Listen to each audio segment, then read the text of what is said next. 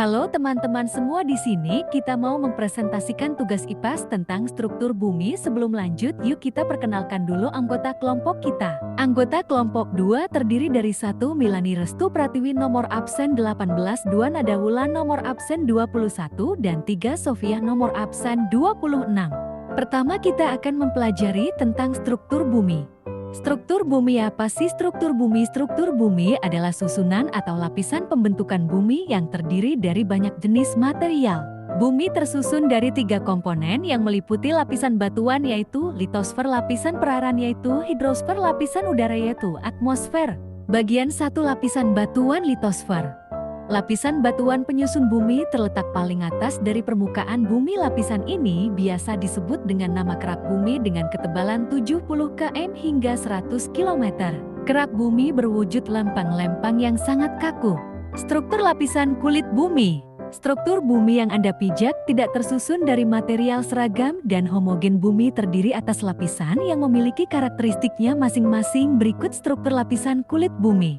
1. Kerak bumi. Kerak bumi yaitu lapisan bumi paling luas sebagai tempat tumbuhnya tanaman serta tempat tinggal manusia dan hewan. Ketebalan kerak bumi pada kisaran 70 km hingga 100 km. Lapisan ini kaya akan unsur hara dan beberapa unsur logam.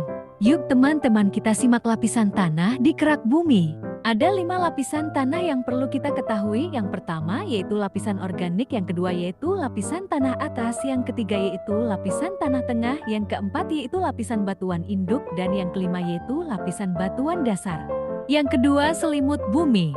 Selimut bumi merupakan lapisan bumi di bawah kerak bumi yang terdiri atas material cair. Lapisan ini yang menyebabkan terjadinya pergerakan lempeng kerak bumi akibat gaya konveksi dari energi panas bumi. Energi tersebut merupakan tenaga endogen yang sangat mempengaruhi bentuk permukaan bumi. Materi cair berupa magma yang mendesak kerak bumi menyebabkan munculnya gunung-gunung berapi. Berikut lapisan dari selimut bumi. Yang pertama, inti luar yaitu inti bumi yang tersusun dari material cair yang kaya akan besi. Yang kedua, inti dalam yaitu inti dalam bumi yang tersusun dari materi padat. Meskipun inti bumi bersuhu sangat panas, tetapi material besi pada inti bumi bagian dalam tidak berwujud cair karena tekanan yang berada di dalam bumi semakin ke dalam semakin meningkat. Yang ketiga, lapisan inti bumi terletak pada kedalaman lebih dari 2.900 km di bawah permukaan bumi. Inti bumi tersusun dari materi cair dan padat yang banyak mengandung besi dengan suhu 5.400 derajat Celcius. Inti bumi dibedakan menjadi 2 yaitu inti luar dan inti dalam. B. Batuan penyusun litosfer. Berdasarkan siklus batuan-batuan terbentuk dari proses pendinginan magma baik di permukaan bumi maupun yang masih ada di bawah bumi. Batuan mendapatkan tempaan suhu, tekanan, dan faktor fisik lainnya dari alam yang selanjutnya melapukan batuan. Secara umum batuan di bumi dibedakan menjadi 3 jenis, yaitu batuan beku, batuan sedimen, dan batuan malihan atau metamorfik. Berikut 3 jenis batuan di bumi. 1. Batuan beku yaitu batuan yang berbentuk dari proses pembekuan magma cair. Berdasarkan tempat membekunya batuan ini dibedakan menjadi 3 yaitu A. Batuan beku dalam atau plutonik berbentuk dari magma yang membeku jauh di bawah permukaan bumi. Batuan plutonik dapat berbentuk sel ataupun dike. B.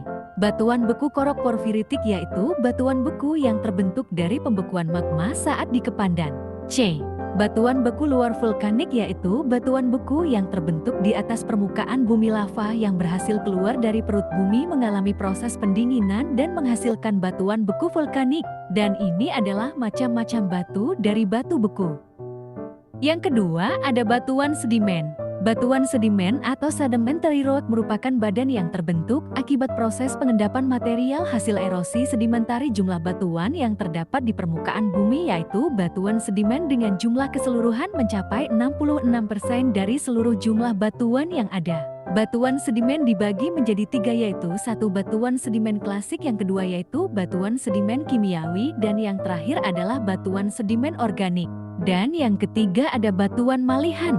Batuan malihan atau metamorfik merupakan batuan yang berasal dari batuan beku ataupun batuan sedimen. Proses alam pengaruh suhu dan tekanan yang besar menyebabkan batuan di dalam perut bumi mengalami perubahan struktur kimia sehingga fisiknya berubah. Batuan malihan digolongkan menjadi 3 yaitu ke-1 batuan metamorfik termik, kedua batuan metamorfik dinamik, dan yang ketiga batuan metamorfik teknik pneumatolitik. Dan ini adalah macam-macam batuan malihan. C. Lempeng dan patahan lempeng tektonik. Berikut ada peta lempeng. Pergerakan lempeng umumnya akan menyebabkan deformasi pada daerah pertemuan. Deformasi dapat berjalan lambat dan terus-menerus atau tiba-tiba secara cepat dan tidak tentu. Deformasi berlangsung dengan cepat dapat dipastikan menyebabkan terjadinya gempa bumi. Pergerakan lempeng selain menyebabkan deformasi pada titik pertemuan lempeng dapat menyebabkan kerusakan pada daerah-daerah yang memiliki struktur batuan lemah. Retakan tersebut yang berada pada pertemuan lempeng maupun tidak disebut sebagai patahan atau sesar fault. Kemudian jenis patahan berdasarkan prinsip tegangan yang mempengaruhinya. 1. Seizure normal yaitu patahan yang diakibatkan oleh tekanan vertikal yang sangat kuat sehingga menyebabkan bidang batuan bergerak ke bawah. 2. Sesar naik yaitu patahan yang disebabkan oleh tekanan horizontal yang sangat kuat. Akibat tekanan ini, salah satu bagian batuan bergerak naik. 3. Seizure mendatar yaitu patuhan yang arahnya bergeser secara horizontal. Dalam patahan ini tidak ada bagian yang naik atau turun. Berikut jenis-jenis patahan. Bagian 2 lapisan perairan hidrosfer. Apa sih lapisan hidrosfer itu? Lapisan perairan hidrosfer meliputi lautan, danau, sungai, air tanah, gletser, salju, dan uap air yang terkandung pada atmosfer. Semua sumber air tersebut mengalami fenomena perubahan fisis yang dikenal sebagai daur hidrologi. A. Daur hidrologi. Daur hidrologi yaitu suatu proses daur ulang air secara berurutan yang terjadi secara kontinu dan terus-menerus. Berikut gambar daur hidrologi. 1. Jenis-jenis daur hidrologi terdiri dari 1. Daur pendek yaitu peristiwa penguapan air laut yang terpapar sinar matahari menjadi gas. 2. Daur sedang yaitu proses penguapan air yang berasal dari lautan. 3. Daur panjang yaitu proses penguapan air di laut yang kemudian terbawa oleh angin ke atas daratan. Tahapan fenomena daur hidrologi disebabkan oleh beberapa faktor fisis sebagai berikut. A. Evaporasi yaitu proses penguapan air dari berbagai sumber di bumi. B. Transpirasi yaitu proses penguapan air oleh tanaman, manusia, atau hewan pada saat melakukan pernapasan atau respirasi. C. Sublimasi yaitu proses penguapan es atau salju. D. Persepsi yaitu penguapan yang terjadi pada air hujan yang tertahan pada tubuh tanaman. E. Kondensasi yaitu perubahan fase uap menjadi titik-titik air yang terkumpul menjadi awan. F. Advesi yaitu pergerakan butiran air dalam bentuk awan dari satu tempat ke tempat lain secara horizontal yang disebabkan oleh angin. G. Presipitasi yaitu jatuhnya air ke permukaan bumi dari kumpulan-kumpulan awan akibat awan mengalami kejenuhan. H. Tavia itu mengalirnya air hujan di permukaan bumi yang berasal dari tempat tinggi ke tempat yang lebih rendah. I. Berlokasi yaitu proses perembesan air hujan dari permukaan ke dalam tanah melalui pori-pori tanah yang longgar. B. Perairan darat. Perairan darat meliputi danau dan telaga, rawa, sungai, serta air tanah. Danau atau telaga. 1. Danau atau telaga yaitu perairan darat yang terbentuk dari kumpulan air tawar dalam ukuran besar. Secara alamiah danau terbentuk dari proses vulkanik ataupun tektonik. Contoh danau vulkanik yaitu Danau Toba. Dan contoh danau tektonik yaitu Danau Poso. Waduk. Waduk yaitu bendungan untuk menahan aliran air dalam jumlah yang besar. Embung. Embung yaitu bangunan buatan berbentuk cekung yang memiliki tujuan menampung kelebihan air hujan yang digunakan sebagai persediaan air saat musim kering tiba. Rawa. Rawa yaitu genangan air dalam ukuran luas yang terbentuk secara alami karena drainase air yang terhambat. Sungai. Sungai merupakan jalur aliran air yang membentang dari daratan tinggi hingga ke laut. Kemudian di sini ada badan sungai terbagi menjadi 3. Yang pertama hulu sungai. Hulu sungai yaitu awal permulaan aliran sungai. Yang kedua bagian tengah sungai. Bagian tengah sungai yaitu bagian sungai yang umumnya terletak di daerah dengan kemiringan yang landai dan cenderung datar. Yang ketiga hilir sungai atau muara. Hilir sungai atau muara sungai merupakan perjalanan akhir dari sungai. Air dan tanah. Air dan tanah yaitu segala bentuk aliran air yang mengalir di bawah permukaan tanah.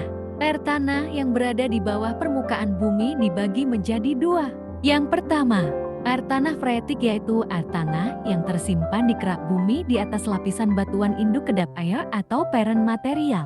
Yang kedua, air tanah artetis yaitu air tanah yang tersimpan di bawah lapisan batuan induk atau parent material kedap air dan memiliki karakter yang lebih bersih dari air tanah freatik.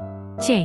Lautan. Secara umum, lautan merupakan kumpulan air asin yang sangat besar dan menghubungkan antar daratan di permukaan bumi. Hampir 70% permukaan bumi merupakan larutan, sehingga laut sangat berperan penting dalam daur hidrologi daur karbon dasar nitrogen dan iklim di permukaan bumi. Ada 4 jenis lautan yaitu, yang pertama, 1. Samudra atau ocean yaitu lautan yang sangat luas, yang umumnya memisahkan antara benua di bumi. Terdapat 5 samudra yaitu 1. Samudra Pasifik, 2. Samudra Atlantik, 3. Samudra Hindia, 4. Samudra Antartika, 5. Samudra Arktik. Yang kedua, laut yaitu bentangan air asin yang luasnya tidak sebesar samudra. Yang ketiga, selat yaitu bentangan air asin yang memisahkan antar pulau dalam jarak dekat. Teluk yaitu air laut yang menjorok masuk ke dalam pulau. 4. Teluk yaitu air laut yang menjorok masuk ke dalam pulau. 3. Atmosfer merupakan lapisan udara yang menyelimuti bumi. Lapisan ini berfungsi sebagai selimut pelindung bumi baik dari serangan bentuk langit yang jatuh ke bumi maupun radiasi partikel matahari yang berbahaya pada siang hari serta menjadi penyimpanan panas pada malam hari. A. Troposfer. Troposfer merupakan lapisan yang paling dekat dengan bumi. Lapisan ini memiliki tekanan udara yang paling tinggi dengan sebagian massa udara terkonsentrasi pada lapisan troposfer. Fenomena yang terjadi pada lapisan ini antara lain 1. Cuaca yaitu keadaan fisik udara pada atmosfer di suatu wilayah tertentu dalam jangka waktu yang singkat. Keadaan cuaca dapat berapa hal berikut. A. Mendung yaitu keadaan udara yang banyak mengandung uap air. B. Hujan yaitu peristiwa kondensasi uap air di udara hingga turun dalam bentuk butir-butiran air. C. Berangin yaitu keadaan udara dengan aliran yang sangat kencang. D. Petir yaitu fenomena loncatan bunga api akibat interaksi muatan listrik statis di awan. E. Kelembaban udara yaitu kondisi kandungan uap air di udara. B. Stratosfer. Stratosfer lapisan atmosfer di atas tropopause disebut juga sebagai lapisan inversi, artinya suhu udara akan semakin bertambah seiring bertambahnya ketinggian. Kenaikan suhu tersebut disebabkan oleh lapisan stratosfer yang dapat menyerap radiasi ultraviolet matahari yang masuk ke bumi. C. Mesosfer merupakan lapisan atmosfer di atas stratopause. Suhu akan terus menurun hingga lapisan pembatas yang disebut mesopause pada ketinggian 80 km. Pada lapisan ini suhu udara mencapai 85 derajat. D. Termosfer, yaitu lapisan yang terletak di atas mesosfer. Pada lapisan ini terdapat lapisan ionosfer yang bermanfaat untuk memantulkan gelombang radio dari pemancar kepada receiver di bumi. E. Exosfer. Exosfer merupakan lapisan atmosfer terluar. Lapisannya merupakan lapisan terpanas dengan suhu lebih dari 2000 derajat Celcius. Sekian presentasi dari kami, semoga bermanfaat. Apabila ada salah kata, mohon dimaafkan. Terima kasih.